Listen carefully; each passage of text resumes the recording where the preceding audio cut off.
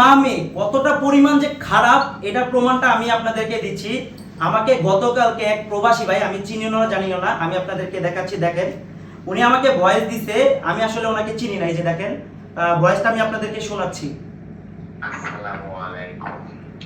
ওই টিয়া খান অতটা খারাপ মেয়ে, ঠিক আছে? আর মার লাগে আমার ভাই সম্পর্ক ছেলে করছে। এখন তো আমি সৌদি আরব আছি, আর বিশেষ করে মনে করেন যে টিয়া খানের মায়ের হইলে আমি মনে করেন কাম দিছি, বুঝছেন? খানকি ম্যাগি এলে দেবস খাই, কথা বুঝছেন?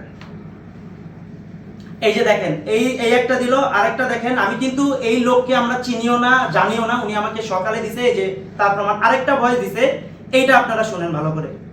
ও তো একটা বাবা খোর, ঠিক আছে? ওরা দোনো মাঝে বাবা খায়, সিটাগাং বইয়া সারাদিন মনে করেন যে নেশার মধ্যে বইরে থাকতে, ঠিক আছে?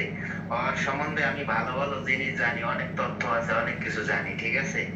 আর দোনো মাঝির বোধার লোকেশন উড়ে এলাম। এই যে শুনতে পাইলেন, এবং এটার আসল প্রমাণটা আমি আপনাদেরকে দেখাচ্ছি। উনি তো একজন প্রবাসী, আমাদেরকে ভয়েস দিছে। এইবার দেখেন ওনার কথার কাজে মিল আছে কিনা এটা দেখেন। এই যে এটা আপনারা অনেকেই দেখছেন, উনি কি খাচ্ছে এখানে, আপনারা সবাই দেখেন উনি কি খাচ্ছে এখানে। এটা তো আর কিছু বলার নাই আমার, বাকি নাই।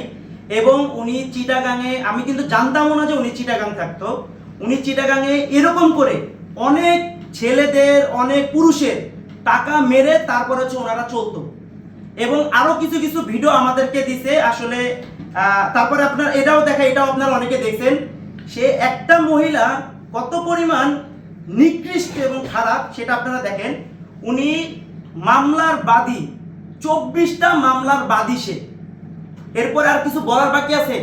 বিপি ইমরানকে আমরা যতটুকু জানি যে বিপি ইমরানকে তারা হচ্ছে মিথ্যা মামলা দিয়ে তাকে ফাঁসাইছে। এইটার বিচার আপনারাই করবেন।